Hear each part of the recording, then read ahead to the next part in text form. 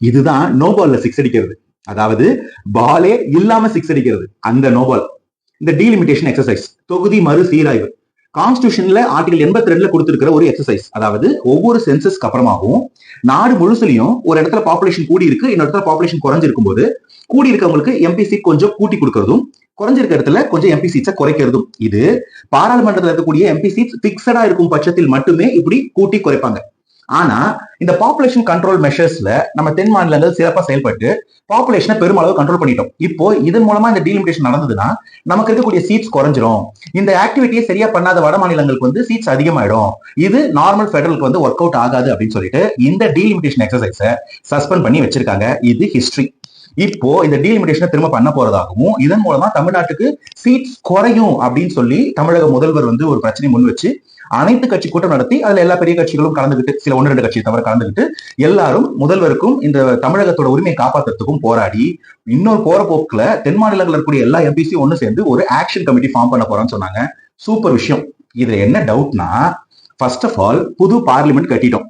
இது 543 சீட்டா இருக்க போறது இல்ல, 800, 1000 இல்ல அதுக்கு மேல கூட நம்பர் ஆஃப் சீட்ஸ் வரலாம்னு சொல்லும் பொழுது எந்த ஒரு மாநிலமும் அவங்களுடைய பாப்புலேஷன் அப்படியே மெயின்டைன் ஆயிருந்தா கூட இப்போ சீட்ஸ் கூட தான் செய்யும்.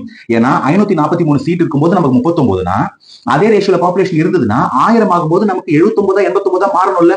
பாயிண்ட் 1. பாயிண்ட் 2, நம்மளோட பாப்புலேஷன் அப்படியே ஒண்ணும் இல்ல, நம்ம கண்ட்ரோல் பண்ணிருக்கோம், பட் குறைக்கல. 6 கோடியா இருந்த தமிழ்நாடு பாப்புலேஷன் இப்பவே 8 கோடிக்கு வந்திருக்கும். டீலிமிட்டேஷன் சஸ்பெண்ட் பண்ணும்போது தமிழ்நாடு பாப்புலேஷன் 4.5 கோடி தான். சோ டெஃபினட்டா நம்ம டபுள் கிட்ட வந்திருக்கோம். நம்ம சீட்ஸ் இன்க்ரீஸ் ஆக தான் போகுது.